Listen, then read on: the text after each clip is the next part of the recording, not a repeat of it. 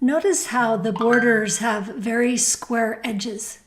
So we have the option to change that as well. And to do that, we use a property called border-radius. And here, notice that the border is set, and then we do the border radius. It actually doesn't matter what order you put these in, but it's not part of the combined border property. So it stands on its own. And here it shows you where it's one value for the border radius, and that means all four sides are the same.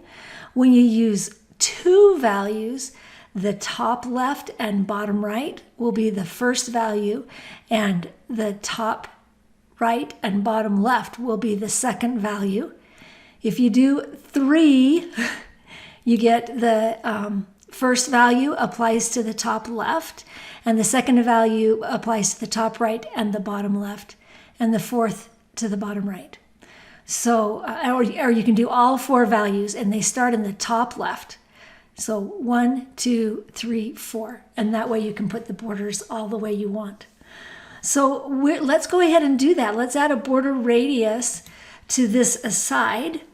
And so we just do that by going into the aside and adding the value border-radius.